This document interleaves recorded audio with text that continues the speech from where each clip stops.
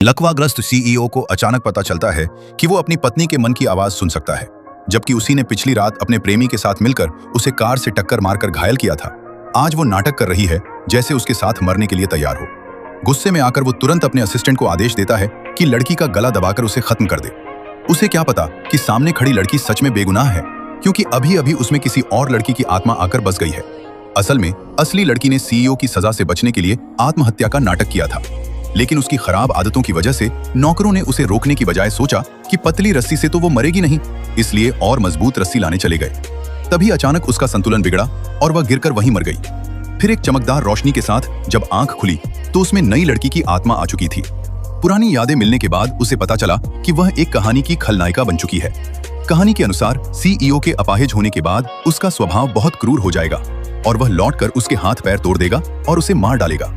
अपनी जान बचाने के लिए लड़की भागने की कोशिश करती है, लेकिन नौकर उसे रोक देते हैं और वह गिर जाती है। उठने से पहले ही सीईओ वापस आ जाता है।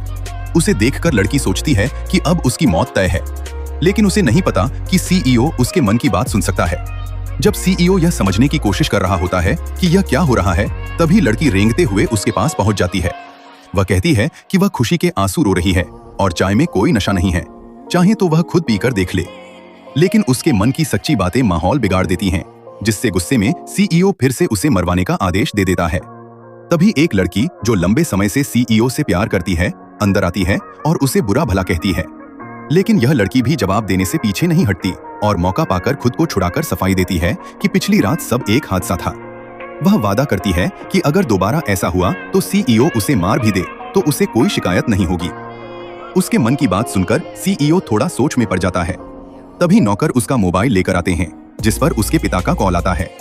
लड़की बिना सोचे फोन उठा लेती है, लेकिन दूसरी तरफ उसका प्रेमी होता है, जो पूछ रहा होता है कि सीईओ मरा या नहीं और 5 लाख रुपए भेजने को कहता है।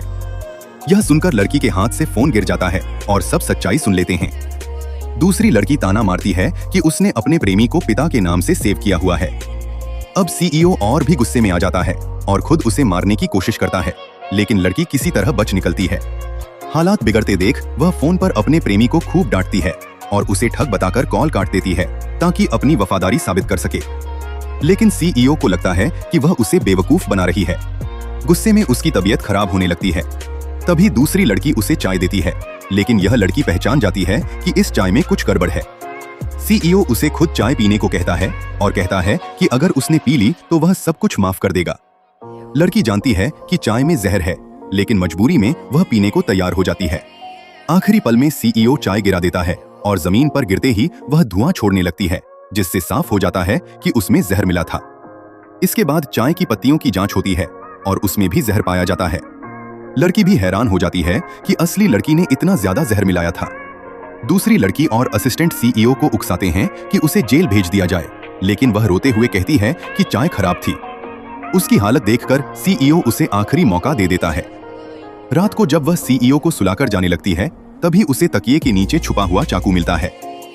डर के मारे वह तुरंत सीईओ का ध्यान भटकाने के लिए उसे चूम लेती है और चाकू निकालने की कोशिश करती है, लेकिन तभी सीईओ उसे पकड़ लेता है और अचानक उसे नीचे दबा देता है।